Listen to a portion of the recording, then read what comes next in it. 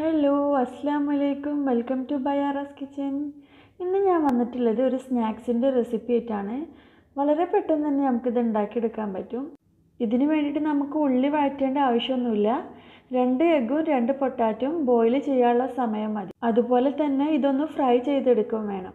അപ്പോൾ നമുക്കിത് എങ്ങനെ ഉണ്ടാക്കാൻ നോക്കാം. ഇതിന് വേണ്ടിയിട്ട് ഞാൻ എടുത്തിട്ടുള്ളത് ഒരു മീഡിയം സൈസുള്ള ഒനിയനാണ്. ഈ ഒനിയന് നല്ലോണം ചോപ്പ് ചെയ്ത് വെച്ചിട്ടുണ്ട്. അതുപോലെ തന്നെ 1 ടീസ്പൂൺ ഇഞ്ചി വെളുത്തുള്ളി പേസ്റ്റ്, 1 ടീസ്പൂൺ വേപ്പില, 2 ടേബിൾ സ്പൂൺ മല്ലിയില, 1 പച്ചമുളകും ചെറുതായി അരിഞ്ഞു വെച്ചിട്ടുണ്ട്. പിന്നെ നമുക്ക് വേണ്ടത് 1 ടേബിൾ സ്പൂൺ കാശ്മീരി മുളക് പൊടി, 1 ടീസ്പൂൺ ഗരം മസാല, 1/2 ടീസ്പൂൺ മഞ്ഞൾപ്പൊടി, 1 ടീസ്പൂൺ ക്രഷഡ് ചില്ലി. ഈ ക്രഷഡ് ചില്ലി ഇല്ലെങ്കിലും കുഴപ്പമൊന്നുമില്ല. അതിന് പകരമായിട്ട് നിങ്ങൾക്ക് കുരുമുളക് പൊടിയും യൂസ് ചെയ്യാം.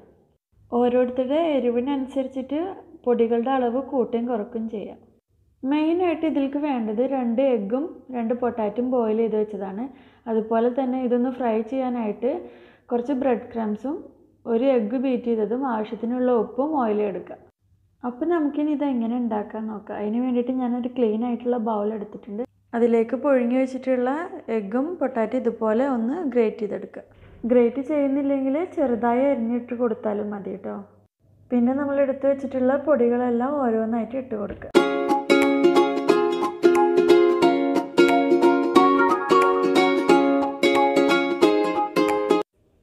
നമ്മളെടുത്ത് വെച്ചിട്ടുള്ള സവാള, ഇഞ്ചി വെളുത്തുള്ളി പേസ്റ്റ്, മല്ലിച്ചപ്പ്, വേപ്പില, പച്ചമുളക് ഇതും കൂടെ ഇതിൻ്റെ കൂടെ ഇട്ട് കൊടുക്കണം.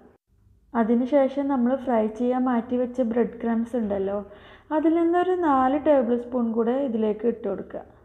ഇതിലേക്ക് ആവശ്യത്തിനുള്ള ഉപ്പ് കൂടെ ഇട്ടിട്ട് നല്ലോണം മിക്സ് ആക്കി എടുക്കണം. കൈകൊണ്ട് നല്ല രീതിയിൽ തന്നെ ഇത് കുഴച്ചെടുക്കണം.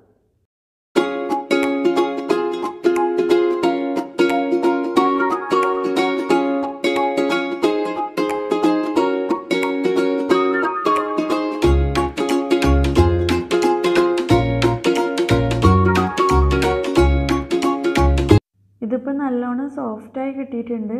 ഈ കയ്യിൽ കുറച്ച് എണ്ണ തടവിയതിന് ശേഷം നമ്മൾ കട്ട്ലേറ്റിലേക്കൊക്കെ ചെയ്യുന്നത് പോലെ കയ്യിൽ വെച്ചിട്ട് ഒന്ന് പ്രസ് ചെയ്ത് കൊടുക്കുക. ഇതാ ഇതുപോലെ.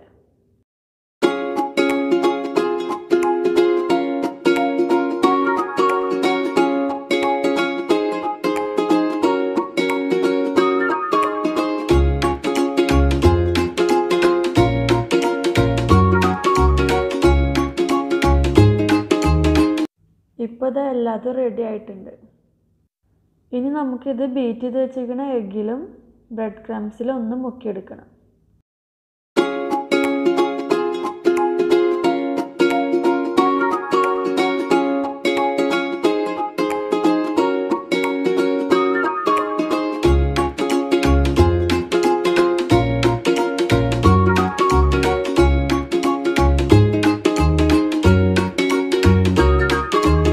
ഇത് നമുക്ക് ഫ്രീസറിൽ ഒരു 10 മിനിറ്റ് നേരം വെച്ചതിന് ശേഷം എടുത്ത് ഫ്രൈ ചെയ്യാം. ഫ്രൈ ചെയ്യാൻ വേണ്ടിയിട്ട് ഞാനൊരു പാൻ വെച്ച് കൊടുത്തിട്ടുണ്ട്. പാന് നല്ലോണം ചൂടായി വന്നിട്ടുണ്ട്. അപ്പോൾ നമ്മൾക്ക് അതിന് ആവശ്യമുള്ള ഓയിൽ ഒഴിച്ച് കൊടുക്കുക. അതിനുശേഷം ഓരോന്നായിട്ട് ഇത് എണ്ണയിലേക്ക് ഇട്ട് കൊടുക്കുക.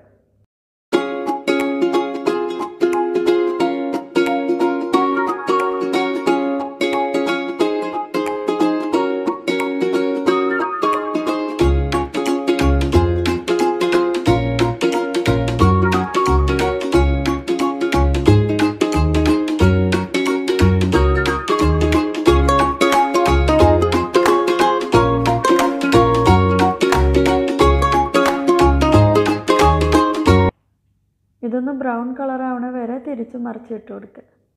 ഇതിപ്പോൾ റെഡിയായി വന്നിട്ടുണ്ട്. നമുക്ക് ഓരോന്നായിട്ട് എണ്ണയിൽ നിന്ന് കോരിയെടുക്കാം. ഇപ്പം നമ്മുടെ സ്നാക്ക് ഇവിടെ റെഡി ആയിട്ടുണ്ട്. എല്ലാവരും ഒന്ന് ട്രൈ ചെയ്ത് നോക്കുക.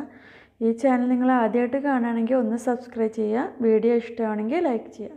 താങ്ക്